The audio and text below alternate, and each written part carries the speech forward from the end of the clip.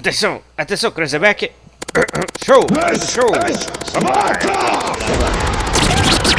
Olá para aqueles que acompanham o nosso canal aqui, e hoje nós temos uma novidade para vocês. Vamos falar sobre o absolutismo, o mercantilismo, todo esse sistema que vigorou durante a modernidade na Europa, que fez os reis eclodirem e tomarem uma posição de destaque, fazendo como, por exemplo, na França surgisse o chamado Rei Sol. A gente vai ver isso tudo hoje, mas antes queria pedir para vocês para curtir o vídeo, ativar o sininho, seguir a gente, porque toda vez que a gente lançar um vídeo, vocês vão ficar sabendo, e aí vão poder curtir junto com a gente na hora. Valeu, galera, então vamos lá? Com a crise do sistema feudal, os reis e as grandes monarquias que se formaram começaram a fomentar uma ideia de unificação de território. O feudalismo, como vocês sabem, era um sistema que não centralizava o poder. Geralmente, eles eram organizados em sociedades fora do campo da cidade, da atuação da grande burguesia. Na época do feudalismo, a gente não tem uma burguesia tão atuante como a gente vai ter pós o feudalismo. Exatamente nessa época que a gente está falando, na modernidade, quando os reis vão se apoiar no comércio da burguesia para promover o seu estado. E aí alguns deles vão sair além mar para poder conquistar territórios, No caso de Espanha, Portugal, e aí depois a Itália, a Alemanha, todos esses países europeus vão tentar conseguir um lugar ao sol, conquistando terras na América, na África e na Ásia. Aos poucos, essa iniciativa de tomar um território para a unificação se tornou uma coisa muito positiva para quem estava tentando dominar e conseguir uma certa área de atuação dentro da Europa. É claro, as grandes potências estão surgindo com uma ideia de nacionalismo. Isso que fez com que essas grandes nações se unissem.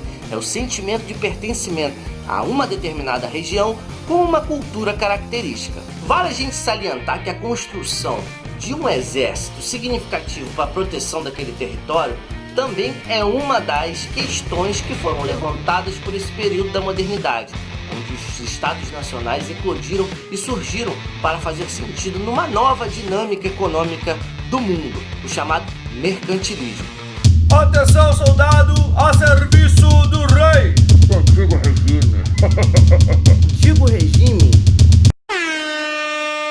Os nobres que faziam parte daquela corte do rei, aos poucos eles foram perdendo os privilégios e a burguesia passou a ter um nome significativo no sentido de atuar em função de um estado.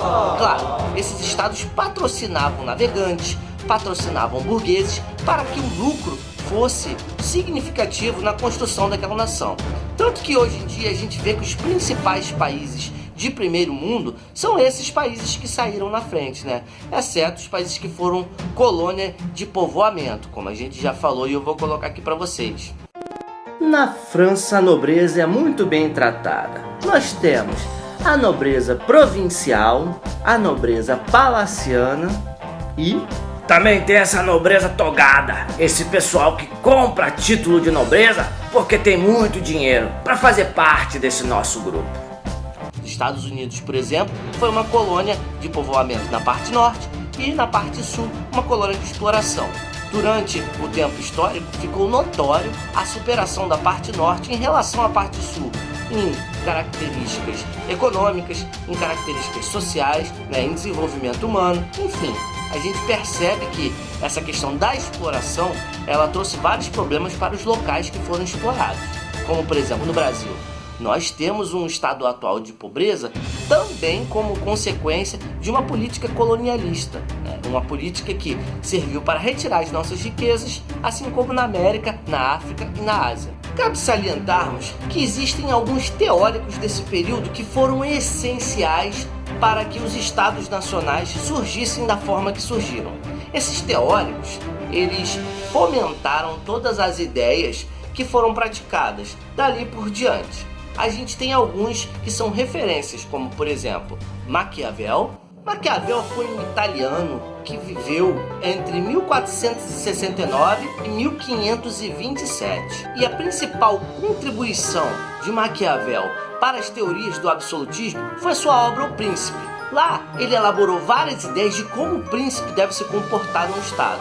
Aquela ideia de os fins justificam os meios, todas essas ideias que fortificaram para que os reis pudessem agir conforme essas teorias. Mas não foi só o Maquiavel que elaborou uma teoria política para esse momento histórico, não. Também tivemos outros. Thomas Hobbes, por exemplo, um inglês que viveu entre 1588 e 1679. E a sua principal obra é o Leviatã. Claro, principal obra levando em conta essas teorias do Estado moderno. No Leviatã, Thomas Hobbes elabora uma ideia de que o homem ele é o próprio lobo do homem. Ou seja, nós precisamos ser vigiados o tempo todo. E quem seria esse vigia? Claro, o rei absolutista que criaria leis para que a gente simplesmente não se matasse. Porque já que o homem é lobo do homem, tem esse egoísmo natural, a tendência é que nós exerçamos esse egoísmo e busquemos os nossos prazeres particulares e se pudermos passar por cima de alguém, a gente vai fazer, segundo Hobbes, claro. Um outro teórico desse período é Jean Bodin. Ele viveu entre 1530 e 1596. E nesse período ele elaborou a sua ideia do que seria uma monarquia elaborada a partir dos critérios da modernidade. E ele usou uma coisa muito interessante, a religiosidade. Ele falou que a autoridade divina ela servia para legitimar a autoridade do rei. Quer dizer, se você domina todas as questões religiosas e você diz para esses fiéis que Deus está dizendo que aquela pessoa é uma escolhida para exercer aquela função de mandante, de rei absolutista, essas pessoas que não têm capacidade de questionar, elas vão aceitar aquilo. E isso não serve só para esse período histórico. A gente entende que a religiosidade sendo manipulada, ela pode arrancar multidões e levar muita gente para a ignorância. A gente vê isso em tempos atuais. Jacques Bossuet, também francês desse período histórico que nós estamos estudando, Jacques Bossuet viveu entre 1627 e 1704. Elaborou uma outra ideia sobre, claro, pegando também um pouco sobre o que o Bodin falou. E ele pegou essa ideia da modernidade e essa presciência divina da religiosidade e trouxe para as teorias políticas. Para ele, o Estado deveria se resumir a um rei, uma lei e uma religião. Ou seja, ele está tentando legitimar novamente a questão da autoridade do rei como se fosse uma escolha divina. Ou seja, o rei já é automaticamente escolhido como se ele fosse uma figura representativa de Deus aqui na Terra e que as pessoas devessem obedecer como se fossem uns religiosos, seguindo os preceitos da sua religião. Muitos dos burgueses dessa época iniciaram um novo período em busca de novas questões, e uma delas era fazer parte da nobreza. Nós temos a nobreza provincial, que é aquela nobreza ainda com os conceitos do feudalismo. Nós também temos a nobreza palaciana, que é aquela nobreza que fica circulando o palhaço, cortejando o rei. E nós temos a nobreza togada, que são aqueles burgueses que conseguiram, através do seu poder aquisitivo, conquistar dinheiro, conquistar um espaço significativo e comprar os seus títulos de nobreza. A partir dessa compra, eles passam a fazer parte de um outro patamar dessa sociedade. E essa burguesia vai crescer e vai ser tão participativa que vai fazer uma revolução. A gente já vai ver em um próximo vídeo. Tratando-se de mercantilismo, nós temos algumas características para expor para vocês.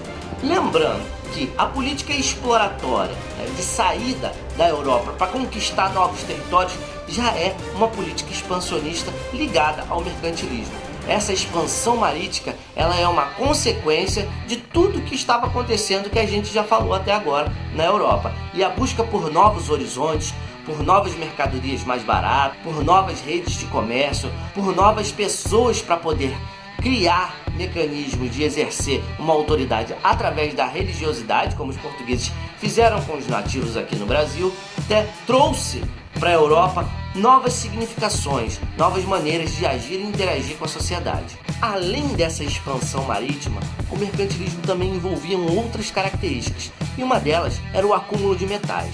Você vai para a sua colônia, retira uma quantidade de metais significativa e traz para sua metrópole para poder investir, seja em comércio, seja em luxo ou em infraestrutura para a sociedade, ou mesmo em investimento que depois vai ser reinvestido em outras situações na colônia ou na metrópole. A balança comercial favorável também era uma outra estratégia. Você tinha que vender mais e comprar menos. Assim, a sua produção sempre estaria em alta. Não fazia sentido você entrar numa colônia e poder fazer um comércio com eles de igual para igual. A Europa não queria ser igual.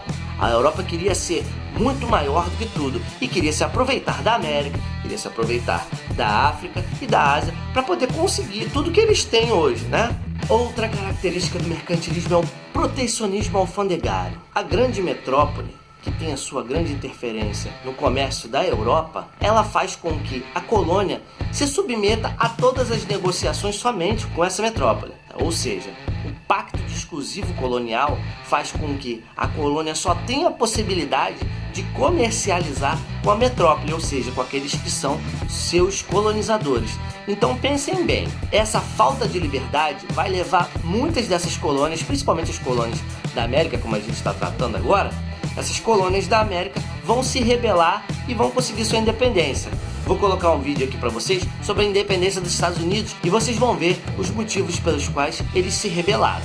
Sim, no mercantilismo existe essa política colonialista. A busca por colônias, ela trazia à metrópole uma condição muito confortável, porque é barato você ir explorar sem nenhum tipo de investimento maciço, né? Então, uma outra questão que entra também é a industrialização. A colônia se via impossibilitada de industrializar-se. Ela era completamente dependente da metrópole, o que fazia com que a dependência aumentasse ainda. Porque se você depende da metrópole para se desenvolver e essa metrópole não tem interesse nenhum que você se desenvolva, você não vai se desenvolver porque você depende dela. E é isso que aconteceu até que essas nações se rebelavam e se libertavam, como aconteceu com toda a América Latina, né? E com os Estados Unidos, Canadá, enfim.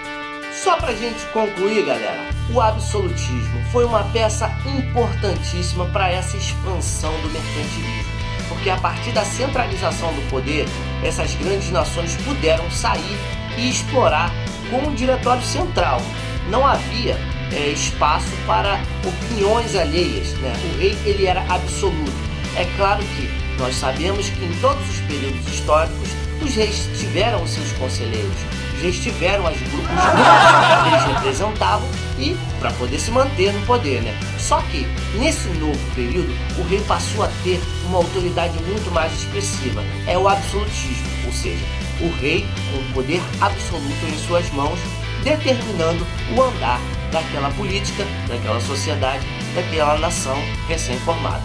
É isso aí, galera, por hoje foi só isso. Espero que vocês estejam aí sempre compartilhando, curtindo, comentando e a gente vai se vendo por aí. Falou? Um abraço, paz e amor.